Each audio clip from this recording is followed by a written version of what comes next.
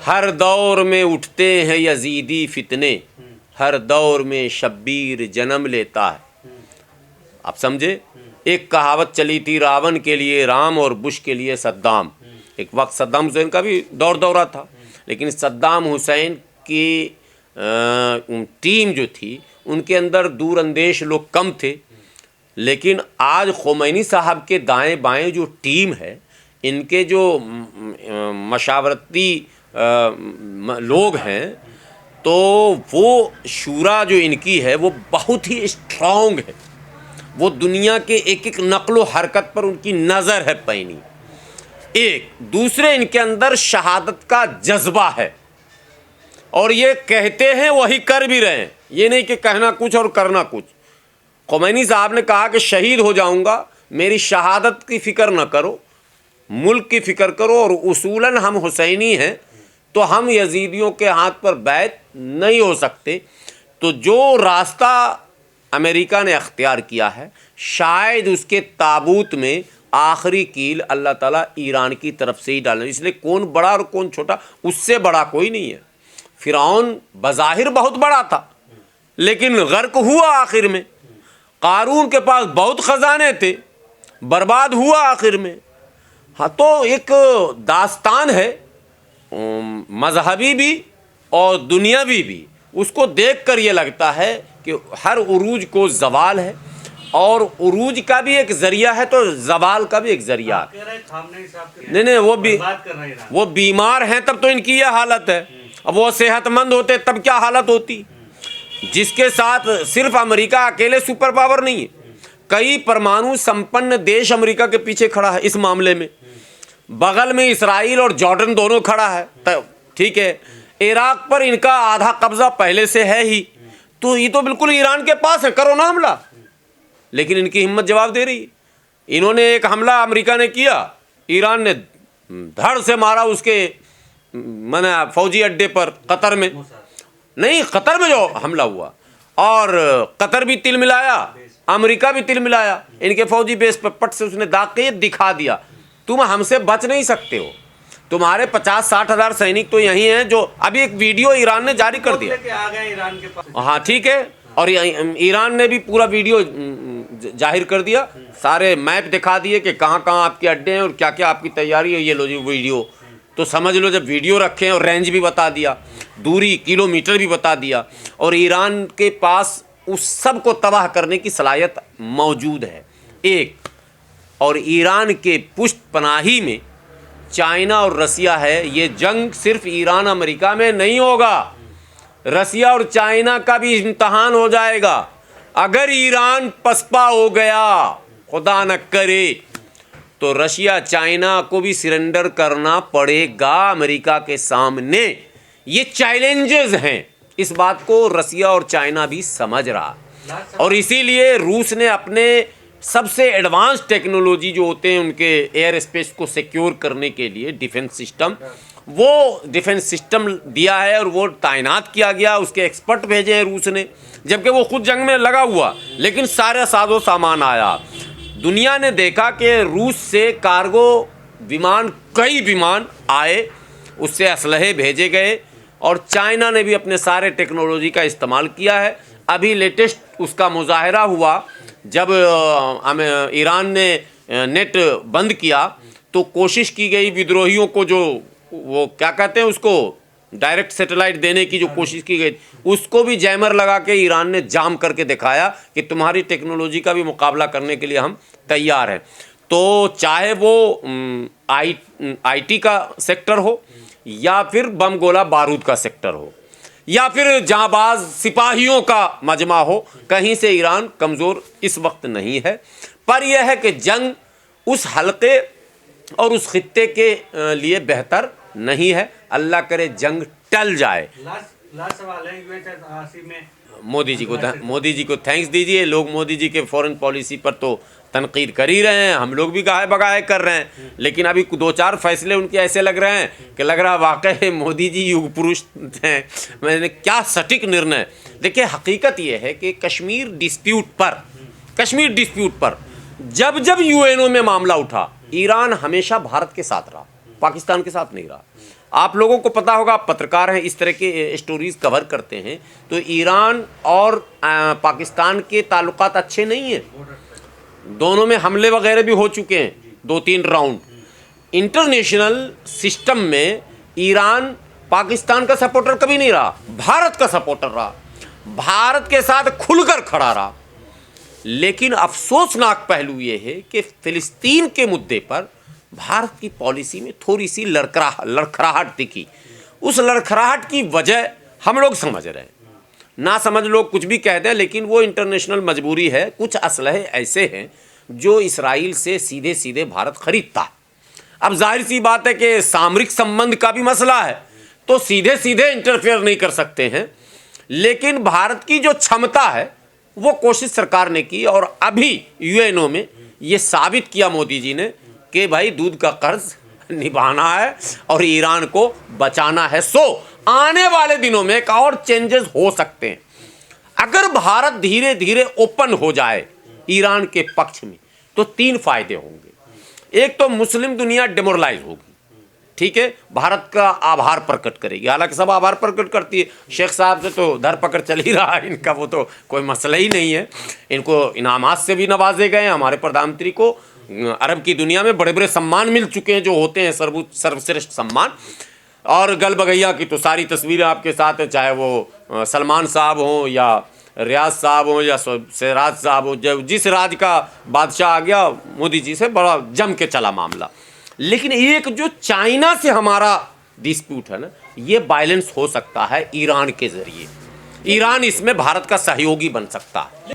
देखिए, 2-3 पहलू को समझना है।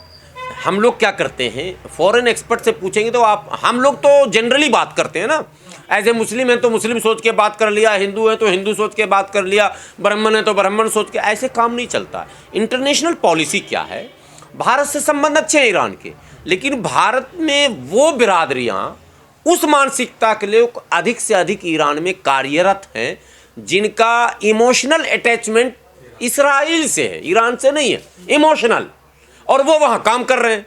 ईरान इस बात को समझ रहा है कि भारत से रिश्ते अच्छे हैं, पर भारत की नई पीढ़ी जो यहाँ हमारे यहाँ काम कर रही है अलग अलग सेक्टर में, मल्टीनेशनल कंपनियों में, वो इमोशनल अटैचमेंट उनका इसराइल से। तो जो ये आंदोलन अभी चला था ना इसराइल के सहयोग से, ईरान को ये लगा कि भारत के ये लोग भी उसमें, वो दिखे भी, पकड़े भी गए 2-4। आपको पता है ना, अभी एक लड़का यहीं का पकड़ा गया जो इसमें काम करता था शिपिंग कंपनी में।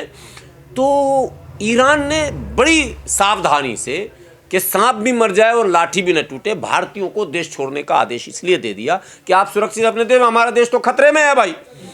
और भारतीय हो सकता है मोसाद के संपर्क में आ जाएं आसानी से, इजीली, इसलिए वो दोनों मसला निमट जाए। न ये रहेंगे, न मोसाद को स्पेस मिल पाएगा, न कोई मुखबिर मिल पाएगा, और भारत से हमारा रिश्ता भी नहीं बिगड़ेगा। इसलिए ऐलान कर दिया कि भारतीय जो है वो चले जाएं स्वदेश अपने, अभी फिलहाल ये मामला। लेकिन सवाल ये भी है कि जो ट्रम्प कहते हैं, ईरान इसका उल्टा क्यों करता है? जब वो पहले कह देता है हम फांसी नहीं देंगे, बाद में ट्रम्प कहते हैं कि चलो फांसी नहीं दे रहे हो, अब युद्ध नहीं होगा, फांसी दिया, फांसी दे देता है, दिखाया उल्टा क्यों करता है? उल्टा ये चीज़ अब मोदी जी को भी करना पड़ेगा। मसला, मोदी जी ने युद्ध विराम किया, ट्रम्प ने कहा मैंने करवाया, फिर भाजपा के प्रवक्ता है बोले नहीं ये गलत है, ट्रम्प बार बार दोहरा रहा है इस बात को।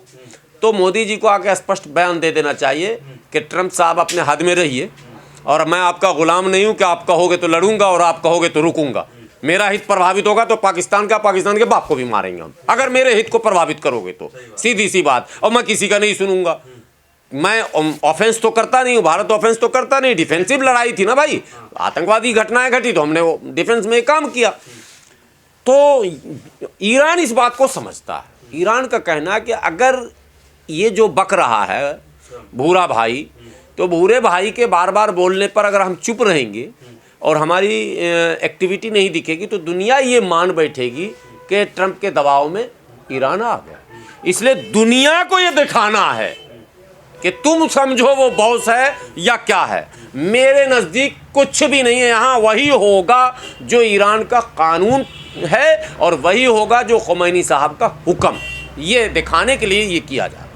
लेकिन इंसानियत का एक तकाजा है, वो तकाजा ये है कि ताकतवर लोग ही अगर आगे आएंगे तो अमन कायम होगा। और ताकतवर लोग अगर अपनी ताकत का इस्तेमाल करना शुरू कर देंगे, मुजाहिरा, तो बदअमनी हो जाएगी, डिसवायलेंस हो जाएगा, जंग हो जाएगा। और वो पहले की तारीख़ों में भी हुआ। हलाकू हो, चंगेज़ हो, हिटलर हो, जितने भी इतिहास में आप नाम लेते चले जाओगे, ये वो लोग थे जिन्होंने अपने ताकत का गलत इस्तेमाल किया और दुनिया में इंसानियत का खून बहाया, ताकत का गलत इस्तेमाल किया। आज अमेरिका जाने अनजाने उसी रास्ते पर बढ़ता चला जा रहा। अमेरिका के दुनिया के 20 मुल्कों में फ़ौजी अड्डे हैं। इनडायरेक्टली जिन मुल्क में फ़ौजी अड्डे हैं, उस मुल्क पर समझ लीजिए कि उसके ब्यूरोक्रेट्स पर, उसके इकोनॉमी पर अमेरिका का कब्ज़ा ऑटोमेटिकली है। और उसके डिफेंस पर भी अमेरिका का कहीं ना कहीं कब्ज़ा है, चूँकि उसका फ़ौजी अड्डा है वहाँ। और वो छोटा मोटा 2500 वाला नहीं, 10-10 हज़ार, 20-20 हज़ार ट्रेंड आर्मी उसके रह रहे हैं, एयरक्राफ्ट उनके रह रहे हैं, मिसाइल उनके रह रहे हैं, लॉन्चर रह रहे हैं। और अब हद ये है कि उन्हीं की सरहदों में वो समुद्री बेड़ा भी घुमा रहा है चारों तरफ से। तो कहीं ना कहीं छोटे छोटे मुल्कों में जिनकी बहुत बड़ी हैसियत नहीं है, अमेरिका तो उसको 24 घंटे में कब्जे में ले लेगा। ईरान को नहीं, अभी ईरान पर मैं आ रहा हूँ। ईरान तो अपनी जगह भी, ईरान पर मैं अपनी बात रख रहा हूँ आपको। मैं ज़रा सा मिडिल ईस्ट की तरफ बढ़ रहा हूँ जहाँ सब ज़्यादा फ़ौजी अड्डे हैं। मान लो कतर अमीर देश है, फलां है, चिला, लेकिन कतर को कब्ज़ा करने में अमेरिका को कितना वक्त लगेगा?